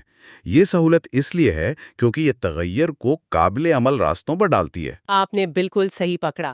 یہ قدرتی انتخاب کو ایسی تبدیلیوں پر وقت ضائع کرنے سے روکتی ہے جو ناقابل عمل اور بے معنی ہوں۔ یعنی ایسی میوٹیشن جو ایک ٹانگ کو لمبا تو کر دے لیکن اس سے منسلک پٹھوں اور نسوں کو نہ بدلے، وہ بیکار ہوگی۔ بالکل، وہ نقصان دہ ہوگی۔ کیلیڈوسکوپک ایمبریولوجی اس بات کو یقینی بناتی ہے کہ جب تبدیلیاں ہوں تو وہ مربوط ہوں، تاکہ نتیجے میں بننے والا جاندار کم از کم کام تو کر سکے۔ تو اس کا مطلب یہ ہوا کہ تمام خولوں کے عجائب گھر میں جو خالی جگہیں ہیں وہ اس لیے ہیں کیونکہ ان خولوں تک پہنچنے کا کوئی حیاتیاتی راستہ ہی موجود نہیں تھا۔ جی، وہ شکلیں ریاضی طور پر ممکن ہیں، لیکن جانداروں کی ایمبریولوجی، ان کے نشو و نما کے اصول ان شکلوں کو بننے کی اجازت ہی نہیں دیتے۔ تو اس سب کا کیا مطلب ہے؟ اس کا مطلب یہ ہے کہ کسی بھی نسل کا ارتقائی سفر صرف بیرونی دباؤ یعنی قدرتی انتخاب سے طے نہیں ہوتا، بلکہ اس کی اندرونی ساخت اور نشو و نما کے اصول بھی اس کی رہنمائی کرتے ہیں۔ یہ اصول طے کرتے ہیں کہ ممکنات کا دائرہ کیا ہے، اور قدرتی انتخاب صرف اسی دائرے کے اندر کام کر سکتا ہے۔ خلاصہ یہ ہے کہ انتخاب کو تغیر کی ضرورت ہوتی ہے، لیکن جو تغیر دستیاب ہوتا ہے اس کی قسم خود جاندار کی ایمبریولوجی سے طے ہوتی ہے۔ یہ صرف موزوں ترین کی بقا یا سروائیول آف دا فٹس نہیں ہے، بلکہ ممکن کی آمد یعنی ارائیول آف دا پاسبل بھی ہے۔ بالکل، فطرت صرف ان چیزوں میں سے بہترین کو چن سکتی ہے جو حیاتیاتی طور پر بننا ممکن ہو۔ اور یہ ہمیں سمجھاتا ہے کہ ارتقاء ہمیشہ سب سے بہترین یا مثالی حل کیوں نہیں تلاش کرتا، وہ صرف دستیاب آپشنز میں سے بہترین کا انتخاب کرتا ہے۔ اور وہ آپشنز جاندار کی تاریخ اور اس کی ایمبریولوجی نے پہلے سے ہی محدود کیے ہوتے ہیں۔ اگلے حصے میں ہم اسی خیال کو آگے بڑھائیں گے اور ایمبریولوجی اور ارتقاء پذیری یعنی ایوالویبلٹی کے تصور پر بات کریں گے۔ جاتے جاتے ایک سوچ، اگر ایمبریولوجی ہی ممکنات کے اصول طے کرتی ہے تو دوسرے سیاروں پر ارتقاء کے بارے میں اس کا کیا مطلب ہے؟ کیا وہاں کی زندگی اسی طرح کے ماحولیاتی دباؤ کے باوجود صرف اس لیے ہم سے بالکل مختلف ہو سکتی ہے کیونکہ اس کی نشو و نما کے بنیادی اصول مختلف تھے؟ کیا وہاں ایک بالکل مختلف عجائب گھر ہو؟ آج ہمارے پاس رچرڈ ڈاکنز کی ایک کمال کی کتاب ہے، کلائمبنگ ماؤنٹ امپروبیبل، اور اس کے 2 ابواب ایسے ہیں جو زندگی کو دیکھنے کا نظریہ شاید ہمیشہ کے لیے بدل سکتے ہیں۔ ہم سب جانتے ہیں کہ زندگی بہت پیچیدہ ہے، مطلب ایک ایسے پہاڑ کی طرح جس پر چڑھنا ناممکن لگتا ہے۔ تو آج ہم ایک بہت بڑے سوال کا جواب ڈھونڈنے کی کوشش کریں گے، زندگی اتنی پیچیدہ اور متنوع کیسے بن گئی؟ یہ ناممکن نظر آنے والا پہاڑ آخر سر کیسے ہوا؟ یہ واقعی ایک بنیادی سوال ہے، اور ان ذرائع کے مطابق اس کا جواب 2 حصوں میں ہے۔ پہلا حصہ اس عمل میں چھپا ہے کہ جاندار بنتے کیسے ہیں، یعنی ان کی ایمبریولوجی میں، اور دوسرا حصہ اس سوال میں ہے کہ وہ آخر بنتے ہی کیوں ہیں، ان کا حتمی مقصد کیا ہے۔ آج کی بات چیت ایک طرح سے ان 2 چابیوں کے گرد گھومے گی جو اس ناممکن پہاڑ کے دروازے کھولتی ہیں۔ بالکل، تو ہم 2 بڑے تصورات پر بات کریں گے۔ پہلا ہے کیلیڈوسکوپک ایمبریوز، یعنی کیلیڈوسکوپ جیسے جنین، اور دوسرا ہے دی روبوٹ ریپیٹر، یعنی خود کو دہرانے والا روبوٹ۔ یہ نام سننے میں عجیب لگتے ہیں لیکن یہ ہماری سوچ کو جھنجھوڑ کر رکھ دیں گے۔ چلیں اس میں گہرائی میں اترتے ہیں۔ تو شروعات یہاں سے کرتے ہیں۔ عام طور پر جب ہم ارتقاء کی بات کرتے ہیں تو ہمارے ذہن میں بالغ جانور آتے ہیں، شیر، مچھلی، پرندے، لیکن ارتقاء تو ان کی نشو و نما کے عمل پر بھی کام کرتا ہے نا؟ تو میرا پہلا سوال یہ ہے کہ جینیاتی تبدیلیاں یعنی میوٹیشنز ایک ایمبریو پر کیسے اثر کرتی ہیں؟ شروع ہوتی ہے۔ دیکھیں، میوٹیشنز کسی جاندار کی ٹانگ کو براہ راست لمبا یا چھوٹا نہیں کرتی، وہ ان ہدایات کو بدلتی ہیں جن پر عمل کر کے وہ ٹانگ بنتی ہیں۔ ہر نوع کے پاس جنین کی نشو و نما کا ایک اپنا طریقہ، ایک اپنی کک بک ہوتی ہے، اور ارتقاء صرف اسی کک بک میں تبدیلیاں لا سکتا ہے۔ یہ ایسا ہے جیسے ایک کاریگر کے پاس کچھ خاص اوزار ہیں، وہ انہی اوزاروں سے کچھ نیا بنا سکتا ہے، وہ ایسے اوزار استعمال نہیں کر سکتا جو اس کے پاس ہے ہی نہیں۔ تو ایمبریولوجی ایک طرح سے ارتقاء کو اس کے اوزار فراہم کرتی ہے۔ یہ تو بہت دلچسپ بات ہے، یعنی ارتقاء سب کچھ نہیں کر سکتا، اس پر اس کے اپنے ماضی کی پابندیاں ہیں۔ اگر کسی جاندار کی ایمبریولوجی میں ٹانگیں بنانے کا طریقہ ہی نہیں ہے تو وہ لاکھوں سال میں بھی شاید پروں والا سانپ بنا لے، لیکن ٹانگوں والا سانپ نہیں بنا سکتا کیونکہ وہ اوزار ہیں ہی نہیں اس کے پاس۔ کیا میں صحیح سمجھ رہا ہوں؟ بالکل درست، اور یہیں سے کیلیڈوسکوپ کی مثال سامنے آتی ہے۔ اور یہ پابندیاں صرف رکاوٹیں نہیں ہیں، بلکہ یہ ارتقاء کے لیے حیرت انگیز طور پر کارآمد بھی ہیں۔ اچھا، جب میں کیلیڈوسکوپ کے بارے میں سوچتا ہوں تو میرے ذہن میں رنگ برنگے خوبصورت پیٹرنز آتے ہیں، لیکن ڈاکنز کی کتاب میں اس کا کیا مطلب ہے؟ کیونکہ کیلیڈوسکوپ میں تو شیشے کے چند ٹکڑوں کو ہلکا سا گھمانے سے ایک بالکل نیا، منظم اور متناسب پیٹرن بن جاتا ہے۔ اس کا حیاتیات سے کیا تعلق؟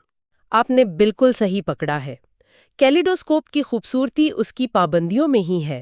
وہ بے ترتیب کچھ بھی نہیں بنا سکتا، بلکہ ہمیشہ منظم اور متناسب نمونے ہی بناتا ہے۔ حیاتیات میں اس کا سب سے بڑا تعلق بائیلیٹرل سیمیٹری سے ہے، یعنی بائیلیٹرل سیمیٹری مطلب زیادہ تر جانداروں کے جسم کا دایاں اور بایاں حصہ ایک دوسرے کا عکس ہوتا ہے، جیسے ہم انسان ہیں یا ایک تتلی۔ قدرتی انتخاب ایسی ایمبریولوجی کو ترجیح دیتا ہے جو خود بخود سیمیٹری پیدا کرے۔ کیوں؟ اس میں کیا فائدہ ہے؟ یہ ایک بہت مؤثر شارٹ کٹ ہے۔ اس طرح جینز کو جسم کے دونوں حصوں کے لیے الگ الگ ہدایات نہیں لکھنی پڑتی، ایک ہی ہدایت کافی ہوتی ہے۔ جو کچھ بائیں طرف بناؤ وہی دائیں طرف بھی بناؤ۔ اچھا، اس سے توانائی اور معلومات کی بچت ہوتی ہے۔ یہ ارتقاء کو بے ترتیب شکلوں پر وقت ضائع کرنے کے بجائے ایک منظم ڈھانچہ فراہم کرتا ہے۔ اس سے جاندار کی ارتقاء پذیری یعنی ایوالویبلٹی، ارتقاء کرنے کی صلاحیت بڑھ جاتی ہے۔ واہ، تو اس کا مطلب یہ ہوا کہ قدرت میں جو خوبصورتی اور ترتیب ہمیں نظر آتی ہے وہ کوئی اتفاق نہیں ہے، وہ ان بنیادی تعمیراتی اصولوں کا نتیجہ ہے جن کے بغیر ارتقاء شاید افراتفری میں ہی کھو جاتا۔ اسی سے جڑی ایک اور مثال سیگمنٹیشن کی ہے، جیسے ہم کیڑوں یا کنکھجوروں میں دیکھتے ہیں۔ ان کے جسم ایک جیسے ٹکڑوں کو جوڑ کر بنے ہوتے ہیں۔ بالکل، سیگمنٹیشن کو سمجھنے کا سب سے آسان طریقہ لیگو کی اینٹوں کے جیسا ہے۔ آپ کے پاس ایک ہی بنیادی اینٹ ہے، لیکن اس ایک اینٹ کو بار بار جوڑ کر آپ گھر، گاڑی، جہاز کچھ بھی بنا سکتے ہیں۔ ارتقاء کے لیے بھی یہی آسانی ہے۔ ایک جین میں تبدیلی سے پوری اینٹ یعنی جسم کا ایک پورا حصہ بدل جاتا ہے۔ اسے ہر بار بازو یا ٹانگ کا پورا ڈیزائن صفر سے نہیں بنانا پڑتا۔ تو ایک چھوٹی سی جینیٹک تبدیلی کا اثر بہت بڑا ہو سکتا ہے؟ مطلب ایک میوٹیشن سے ٹانگوں کا ایک پورا جوڑا غائب ہو سکتا ہے یا نیا بن سکتا ہے؟ یہ تو بہت طاقتور ٹول لگتا ہے۔ یہ ایک انقلابی ٹول ہے۔ جب جسم بار بار دہرائے جانے والے حصوں سے بنا ہو تو ہر حصہ تھوڑی سی تبدیلی کے ساتھ ایک نیا کام کرنے کے لیے مخصوص ہو سکتا ہے۔ مثال کے طور پر آرتھروپوڈز کے ارتقاء میں ایک ہی جیسے سیگمنٹ سے کچھ ٹانگیں بن گئیں، کچھ اینٹینا بن گئے، کچھ جبڑے اور کچھ میں پر نکل آئے۔ یہ سب ایک ہی بنیادی دہرائے جانے والے جسمانی منصوبے کی وجہ سے ممکن ہوا۔ تو یہ کیلیڈوسکوپ جیسے اصول، یہ بے وقت پابندی بھی ہیں اور ارتقائی عمل کو بے پناہ رفتار بھی دیتے ہیں۔ ٹھیک ہے، یہ تو سمجھ آ گیا کہ جاندار کیسے بنتے ہیں۔ ان کے پاس کچھ بنیادی اصول، کچھ شارٹ کٹس ہیں جیسے سیمیٹری اور سیگمنٹیشن جو پیچیدگی کو ممکن بناتے ہیں۔ لیکن پھر سوال یہ پیدا ہوتا ہے کہ یہ سب کچھ ہو کیوں رہا ہے؟ اس شاندار اور پیچیدہ مشینری کو بنانے کا آخری مقصد کیا ہے؟ میرے خیال میں یہاں سے روبوٹ ریپیٹر کا تصور سامنے آتا ہے، اور سچ کہوں تو یہ تھوڑا پریشان کن ہے۔ یہ واقعی ایک ایسا خیال ہے جو آپ کی سوچ کو ہلا کر رکھ دیتا ہے۔ باب 9 کا بنیادی تصور یہ ہے کہ جینز کو سمجھنے کا ایک طریقہ یہ ہے کہ انہیں ایک طرح کا ڈیجیٹل کوڈ یا کمپیوٹر وائرس سمجھا جائے جو اپنی کاپیاں بنانے کے لیے جانداروں یعنی ان کی بنائی ہوئی مشینوں کا استعمال کرتے ہیں۔ لیکن یہ اس سے بھی زیادہ گہرا ہے۔ یہاں total replication of instructions program یعنی ٹرپ کا تصور سامنے آتا ہے۔ اچھا، ٹرپ کو آسان لفظوں میں سمجھنے کی کوشش کرتے ہیں۔ ایک عام کمپیوٹر وائرس اپنی کاپی بنا سکتا ہے، ٹھیک ہے، لیکن اسے چلنے کے لیے ایک پہلے سے موجود کمپیوٹر چاہیے، آپریٹنگ سسٹم چاہیے۔ لیکن ٹرپ پروگرام اس سے کہیں زیادہ جدید ہے۔ یہ ایسا ہے جیسے آپ کسی کو ایک کیک کی ترکیب بھیجیں، لیکن وہ ترکیب صرف یہ نہ بتائے کہ کیک کیسے بنانا ہے، بلکہ وہ یہ بھی بتائے کہ پہلے ایک کچن کیسے بنانا ہے، ایک اوون کیسے بنانا ہے، اور گندم اگا کر آٹا کیسے پیسنا ہے۔ یہ تو خود کو بنانے والی ایک مکمل فیکٹری کا بلو پرنٹ ہے۔ یعنی خوراک، پانی، ہوا حاصل کرتے ہیں اور اسے استعمال کر کے نہ صرف خود کو زندہ رکھتے ہیں، اپنی مرمت کرتے ہیں، بلکہ سب سے اہم کام کرتے ہیں، وہ ایک نئی فیکٹری بناتے ہیں، یعنی اپنی اولاد پیدا کرتے ہیں جس میں وہی بلو پرنٹ، وہی ہدایات موجود ہوتی ہیں۔ انسان، ہاتھی، درخت، پھول، یہ سب بہت ہی جدید خودکار مشینیں ہیں جن کا بنیادی مقصد اپنی ہدایات کو نقل کرنا ہے۔ ایک منٹ، تو اس کا مطلب ہے کہ ڈی این اے وہ پروگرام ہے، وہ بلو پرنٹ ہے، اور ہم سب تمام جاندار اس پروگرام کو چلانے اور اس کی کاپی بنانے والی مشینیں ہیں۔ یہ تو کائنات کو دیکھنے کا ایک بالکل ہی مختلف اور سرد مہری والا انداز ہے۔ بالکل، اور جو بھی پیچیدگی ہم نے پہلے حصے میں دیکھی، وہ کلیڈوسکوپک پیٹرنز، وہ سیمیٹری، وہ سیگمنٹس، یہ سب ان روبوٹس کی جدید خصوصیات ہیں جو ارگوں سال کے ارتقاء کے دوران بہتر سے بہتر ہوئی ہیں۔ لیکن یہ سب خصوصیات ڈی این اے میں لکھے ہوئے ایک بنیادی حکم کی تعمیل کرتی ہیں: اپنی کاپی بناؤ۔ ہر جاندار، چاہے وہ کتنا ہی پیچیدہ کیوں نہ ہو، بنیادی طور پر اپنے جینز کی بقا اور پھیلاؤ کے لیے ایک گاڑی ہے، ایک وہیکل ہے۔ لیکن یہ نظریہ تھوڑا مایوس کن نہیں لگتا کہ انسان کی تمام کامیابیاں، ہماری شاعری، ہمارا علم، محبت، قربانی، یہ سب کچھ بس ڈی این اے کو کاپی کرنے کا ایک ضمنی نتیجہ ہے، ایک بائی پروڈکٹ؟ مجھے اس خیال کو ہضم کرنے میں مشکل ہو رہی ہے۔ یہ تو انسان ہونے کے پورے تصور کو چیلنج کرتا ہے۔ میں سمجھ سکتی ہوں، یہ ایک غیر آرام دہ سوچ ہے، لیکن اس نظریے کے مطابق یہ چیزیں انسانیت کو کم نہیں کرتی، بلکہ یہ اس بات کی وضاحت کرتی ہیں کہ یہ پیچیدہ رویے آخر آئے کہاں سے۔ محبت اور قربانی جیسے جذبات شاید اس لیے ارتقا پذیر ہوئے کیونکہ وہ گروہوں کو جوڑ کر رکھتے تھے، اچھا، جس سے ان گروہوں میں موجود جینز کے زندہ رہنے اور نقل ہونے کے امکانات بڑھ جاتے تھے۔ فن اور کہانی سنانے کی صلاحیت شاید معلومات کو ایک نسل سے دوسری نسل تک منتقل کرنے کا ایک مؤثر طریقہ تھا جو بقا کے لیے ضروری تھا۔ تو یہ جذبات اور صلاحیتیں بے معنی نہیں ہیں، یہ اس بنیادی جینیاتی پروگرام کو پورا کرنے کے انتہائی جدید اور خوبصورت طریقے ہیں۔ تو اس کا مطلب یہ ہوا کہ جب ہم فطرت کو دیکھتے ہیں جیسے پھولوں کو دیکھتے ہیں تو ہمارا یہ سوچنا کہ وہ ہماری دنیا کو خوبصورت بنانے کے لیے ہیں یا شہد کی مکھیوں کے لیے ہیں، یہ ایک انسانی غلط فہمی ہے۔ ذرائع کے مطابق یہ انسانی نقطۂ نظر، جسے اینتھروپوسینٹرک ویو کہتے ہیں، مکمل طور پر غلط ہے۔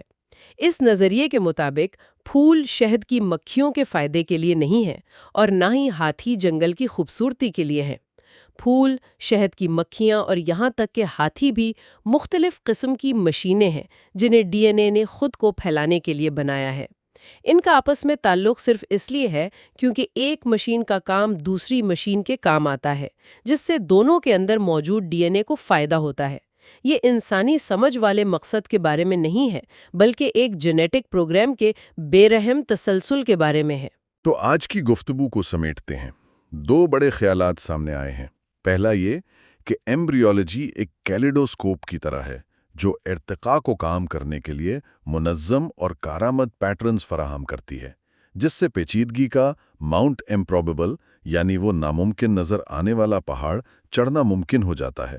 اور دوسرا جو زیادہ چونکا دینے والا ہے وہ یہ کہ جاندار اپنی تمام تر خوبصورتی اور پیچیدگی کے باوجود بنیادی طور پر ڈی این اے کے بنائے ہوئے جدید روبوٹس ہیں جو صرف اپنی کاپیاں بنانے کے لیے ڈیزائن کیے گئے ہیں۔ یہ ایک ایسا خیال ہے جو آپ کو رات کو جگا سکتا ہے۔ جب آپ آئینے میں دیکھتی ہیں تو آپ صرف ایک شخص کو نہیں دیکھ رہی ہوتی، آپ ایک اربوں سال پرانی خود کو نقل کرنے والی مشین کو دیکھ رہی ہیں جو اس وقت بھی اپنا کام کر رہی ہے۔ اور اس سے ایک آخری اہم سوال پیدا ہوتا ہے، وہ کیا؟ اگر ہم سب صرف ایک جینیاتی پروگرام پر عمل کرنے والی پیچیدہ مشینیں ہیں اور زندگی کا یہ ناممکن پہاڑ ایک نقل کرنے والے کوڈ یعنی ڈی این اے نے سر کیا ہے، تو کیا کائنات میں ایسے دوسرے پہاڑ بھی ہو سکتے ہیں؟ کیا ماؤنٹ امپروبیبل جیسی دوسری چوٹیاں بھی ہیں جنہیں ڈی این اے نہیں بلکہ دوسرے نقل کرنے والے نظام سر کر رہے ہیں، جیسے خیالات، ثقافتیں، ٹیکنالوجی یا شاید مصنوعی ذہانت؟ یہ وہ سوال ہے جو ہمیں سوچنے پر مجبور کرتا ہے کہ نقل کا یہ بنیادی اصول زندگی کے علاوہ اور کہاں کہاں کام کر رہا ہے۔ یہ واقعی ایک گہرا سوال ہے جس پر سوچنا چاہیے۔ اگلی بار ہم مشترکہ ارتقاء یعنی کو ایوولوشن کی ایک ناقابل یقین مثال پر گہرائی میں بات کریں گے۔ پھولوں، شہد کی مکھیوں اور انجیر کے کیڑے یعنی فگ واسپ کے درمیان عجیب اور حیرت انگیز تعلق کی کہانی، یہ گفتگو بھی اتنی ہی دلچسپ ہوگی۔ آج ہم ایک ایسی کتاب کی دنیا میں غوطہ لگا رہے ہیں جو فطرت کو دیکھنے کا ہمارا نظریہ ہی بدل دیتی ہے۔ بالکل۔ یہ رچرڈ ڈاکنز کی مشہور کتاب ہے کلائمبنگ ماؤنٹ امپروبیبل، اور ہم اس کے دو خاص ابواب سے کچھ حیران کن باتیں نکال کر لائے ہیں۔ اور آج کی گفتگو کا مقصد یہی ہے کہ ہم چیزوں کو اپنی انسانی آنکھ سے نہیں بلکہ کسی اور جاندار کی نظر سے دیکھیں۔ ہاں، جیسے ایک شہد کی مکھی کی آنکھ سے دیکھتے ہیں کیا نظر آتا ہے۔ اور یہ بہت دلچسپ ہونے والا ہے کیونکہ جیسے ہی ہم اپنا انسانی چشمہ اتارتے ہیں نا، فطرت کی وہ پرتیں کھلتی ہیں جن کا ہم نے کبھی سوچا بھی نہیں ہوتا۔ بالکل۔ ڈاکنز کتاب شروع کرتے ہیں ایک بہت ہی ذاتی کہانی سے۔ وہ اپنی بیٹی جولیٹ کے ساتھ کہیں جا رہے تھے اور سڑک کنارے جنگلی پھول دیکھ کر جولیٹ نے بڑی معصومیت سے کہا، کیا کہا؟ کہ پھول اس لیے ہوتے ہیں تاکہ دنیا خوبصورت لگے اور شہد کی مکھیاں ہمارے لیے شہد بنا سکیں۔ یہ بات سننے میں بہت اچھی لگتی ہے نا؟ بہت اچھی لگتی ہے، اور سچ پوچھیں تو ہم میں سے زیادہ تر لوگ ایسا ہی سوچتے ہیں۔ لیکن یہ جو سوچ ہے نا، اسے ایک خاص نام دیا جاتا ہے، اینتھروپوسینٹرک تھنکنگ۔ اچھا، یعنی ایسی سوچ جس میں ہم انسان ہر چیز کا مرکز ہے۔ بالکل، کہ یہ پوری کائنات، یہ جانور، پودے سب ہمارے لیے ہی بنائے گئے ہیں۔ ہاں، جیسے سورج ہمیں روشنی دینے کے لیے نکلتا ہے، یہ خیال تو صدیوں سے چلا آ رہا ہے۔ صحیح۔ اور ڈاکنز کہتے ہیں کہ اگر ہمیں فطرت کو واقعی سمجھنا ہے تو ہمیں خود کو اس کہانی کے مرکز سے ہٹانا ہوگا۔ تو چلیں یہی کرتے ہیں۔ اگر پھول ہمارے لیے نہیں ہیں تو پھر ان کا اصل مقصد کیا ہے؟ ایک مکھی کی نظر سے دیکھتے ہیں۔ ایک مکھی کے لیے پھول کیا ہے؟ ایک مکھی کے لیے پھول کوئی خوبصورت چیز نہیں ہے، وہ اس کے لیے ایک سپر مارکیٹ ہے۔ Super market? ہاں، ایک بڑا سا اشتہار جس پر لکھا ہے یہاں بہترین کھانا ملتا ہے۔ اس کا رنگ، اس کی خوشبو، یہ سب مکھی کو بلا رہے ہیں۔ کس چیز کے لیے؟ نیکٹر یعنی رس اور پولن یعنی زردانے، یہ اس کی خوراک ہیں۔ لیکن ان پھولوں میں ایک اور جادو بھی تو ہے جو ہمیں نظر نہیں آتا۔ ہاں، اور یہاں بات واقعی حیران کن ہو جاتی ہے۔ شہد کی مکھیاں الٹرا وائلٹ روشنی بھی دیکھ سکتی ہیں۔ جو ہم نہیں دیکھ سکتے۔ بالکل، اور کئی پھولوں پر ایسے پیٹرنز ہوتے ہیں جو الٹرا وائلٹ روشنی میں چمکتے ہیں۔ وہ ایک طرح سے مکھی کے لیے لینڈنگ سٹرپ کا کام کرتے ہیں، واہ! یعنی سیدھا نیکٹر تک پہنچنے کا راستہ۔ اسے الٹرا وائلٹ گارڈن کہتے ہیں، ٹھیک؟ بالکل، ایک ایسی پوشیدہ دنیا جو ہر وقت ہمارے ارد گرد موجود ہے لیکن ہم اسے دیکھ نہیں پاتے۔ تو یہ ایک قسم کا تعاون ہوا، ایک پارٹنرشپ۔ پھول مکھی کو خوراک دیتا ہے اور مکھی بدلے میں اس کے پولن کو دوسرے پھولوں تک پہنچا دیتی ہے۔ اور یہاں ڈاکنز ایک بہت دلچسپ، شاید تھوڑا چونکا دینے والا لفظ استعمال کرتے ہیں۔ کیا؟ وہ اسے تعاون نہیں کہتے بلکہ باہمی استحصال یا میوچل ایکسپلائٹیشن کہتے ہیں۔ ایک منٹ، استحصال؟ یہ لفظ تھوڑا سخت نہیں لگتا؟ آخر کار دونوں کو فائدہ تو ہو رہا ہے۔ کہہ سکتے ہیں، لیکن ارتقائی نقطہ نظر سے استحصال کا لفظ زیادہ درست ہے۔ وہ کیسے؟ کیونکہ نیت پر نہیں، نتیجے پر مبنی ہے۔ پھول کا مقصد مکھی کی مدد کرنا نہیں ہے، وہ تو مکھی کو لالچ دے کر اپنا جینیاتی مواد آگے بھیج رہا ہے۔ اور مکھی؟ اور مکھی کا مقصد پھول کی نسل بڑھانا نہیں ہے، وہ تو صرف اپنی بھوک مٹا رہی ہے۔ دونوں خود غرض ہیں، لیکن ان کی خود غرضی ایک دوسرے کے کام آ رہی ہے۔ یہ تو سوچنے کا ایک بالکل نیا انداز ہے۔ مطلب فطرت میں کوئی کسی کا دوست نہیں، سب اپنے مطلب کے لیے کام کر رہے ہیں۔ بالکل، اور یہ ہمیں ارتقاء کے سب سے بڑے راز کی طرف لے جاتا ہے۔ اس پورے کھیل کا حتمی فاتح کون ہے؟ کون ہے؟ وہ ہے ڈی این اے۔ تمام جاندار، ہم اور آپ بھی، اپنے جینز کو اگلی نسل تک پہنچانے کے لیے صرف ایک گاڑی ہیں۔ اور مجھے لگتا ہے کہ اب ہم ایک ایسی ہی حکمت عملی کی طرف بڑھ رہے ہیں جو کسی سائنس فکشن فلم کی کہانی لگتی ہے۔ ہاں، اگر پھول اور مکھی کا رشتہ ایک شارٹ فلم ہے تو انجیر اور بھڑ کا رشتہ ایک پوری فیچر فلم ہے۔ انجیر؟ وہ عام سا پھل جو ہم کھاتے ہیں، اس میں ایسا کیا خاص ہے؟ پہلی بات تو یہ کہ جسے ہم انجیر سمجھتے ہیں وہ ٹیکنیکلی طور پر پھل ہے ہی نہیں۔ اچھا، تو پھر وہ کیا ہے؟ وہ ایک بند باغ ہے، ایک ایسا باغ جو باہر کھلنے کے بجائے اندر کی طرف بند ہو کر ایک گیند بن گیا ہے۔ اس کے اندر سینکڑوں چھوٹے چھوٹے پھول ہوتے ہیں۔ واو، یہ تو میں نے کبھی سوچا بھی نہیں تھا۔ لیکن اگر سارے پھول اندر بند ہیں تو ان کی پولینیشن کیسے ہوتی ہے؟ یہی تو کہانی کا مرکزی نقطہ ہے۔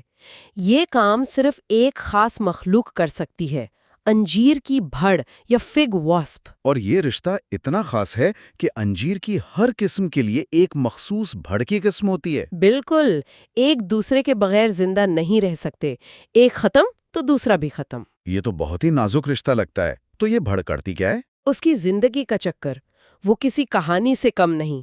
ایک حاملہ مادہ بھڑ ایک نوجوان انجیر کو ڈھونڈتی ہے۔ ٹھیک ہے۔ انجیر کے سرے پر ایک بہت ہی چھوٹا سا سوراخ ہوتا ہے، وہ اس سوراخ سے اپنے آپ کو زبردستی اندر دھکیلتی ہے۔ زبردستی؟ ہاں، اور یہ سوراخ اتنا تنگ ہوتا ہے کہ اس کوشش میں اکثر اس کے پر اور اینٹینا ٹوٹ جاتے ہیں۔ رکیے، اس کے پر ٹوٹ جاتے ہیں؟ اس کا مطلب یہ ایک ون وے ٹرپ ہے؟ بالکل، وہ اندر تو چلی گئی لیکن اب کبھی باہر نہیں آ سکتی۔ کبھی نہیں؟ کبھی نہیں۔ اندر پہنچ کر وہ دو کام کرتی ہے۔ پہلا، وہ اپنے ساتھ لایا ہوا پولن پھولوں پر گرا دیتی ہے، جس سے انجیر پولینیٹ ہو جاتا ہے۔ ہاں، اور دوسرا، وہ کچھ خاص پھولوں کے اندر اپنے انڈے دیتی ہے اور پھر وہ وہیں مر جاتی ہے۔ یعنی اس نے اپنی اور انجیر کی نسل کو آگے بڑھانے کے لیے اپنی جان دے دی۔ اس کے بعد ان انڈوں کا کیا بنتا ہے؟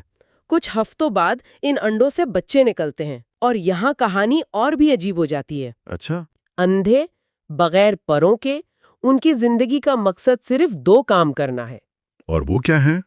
پہلا، وہ اپنی ہی بہنوں یعنی مادہ بھڑوں سے ملاپ کرتے ہیں، ٹھیک ہے۔ اور دوسرا، اس کے بعد تمام نر مل کر اپنے جبڑوں سے انجیر کی دیوار میں ایک سرنگ کھودتے ہیں۔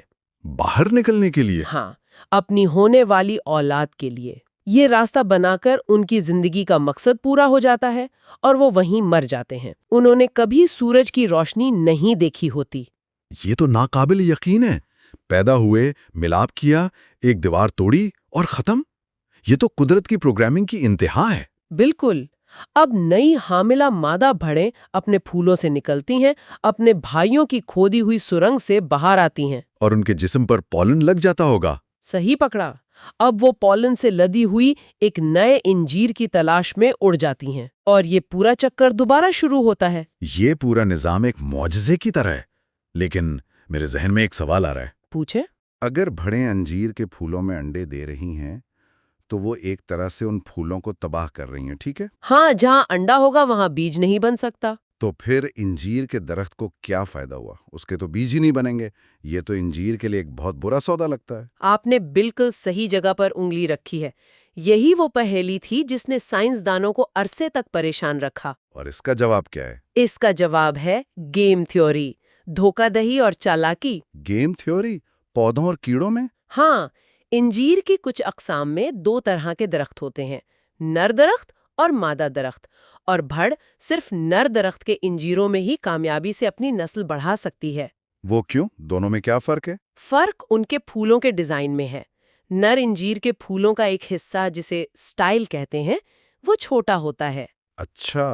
تو بھڑ آسانی سے انڈا دے دیتی ہے، اس لیے نر انجیر بھڑوں کے لیے ایک بہترین نرسری کا کام کرتے ہیں۔ ٹھیک ہے، یہ تو نر انجیر کی کہانی ہو گئی۔ اب مادہ انجیر کا کیا ہوتا ہے جسے ہم کھاتے ہیں؟ اب آتا ہے کہانی کا کلائمیکس۔ مادہ انجیر کے پھولوں کے اسٹائل لمبے ہوتے ہیں۔ اوہ! اب جب ایک پالن سے لدی بھڑ ایک مادہ انجیر میں داخل ہوتی ہے تو وہ بیچاری دھوکے میں آ جاتی ہے۔ کیسے؟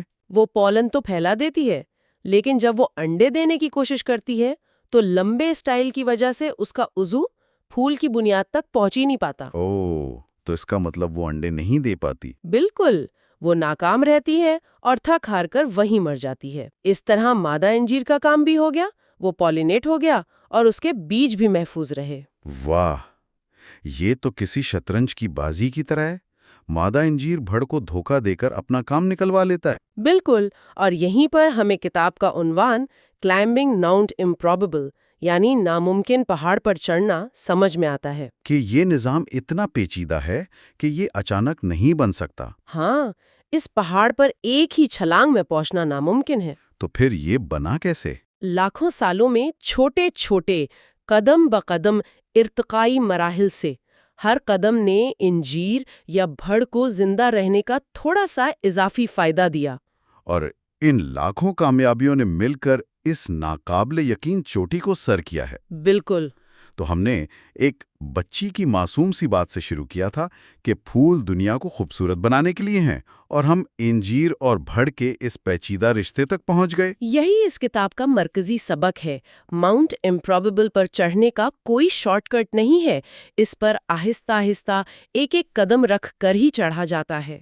آج کی گفتگو نے واقعی فطرت کو ایک بالکل نئے زاویے سے دیکھنے پر مجبور کیا ہے۔ اور یہ ہمیں ہماری جگہ بھی یاد دلاتا ہے۔ ہم انسان خود کو کائنات کا مرکز سمجھتے ہیں، لیکن ہم بھی اسی عظیم ارتقائی کھیل کا ایک حصہ ہیں۔ چلیں، آج کی اس گفتگو کو ایک آخری سوال پر ختم کرتے ہیں جس پر ہمارے سامعین سوچ سکتے ہیں۔ اگر قدرتی انتخاب جیسا ایک غیر شعوری نظام اتنی پیچیدہ، اتنی شاندار اسٹریٹجک موافقت پیدا کر سکتا ہے، جیسے انجیر کی دھوکہ دہی کی حکمت عملی، ہاں، تو یہ حیاتیاتی نظاموں میں مقصد اور ذہانت کے تصور کے بارے میں کیا کہتا ہے، خاص طور پہ جب ہم اس کا موازنہ ان الفاظ کی انسانی سمجھ سے کرتے ہیں؟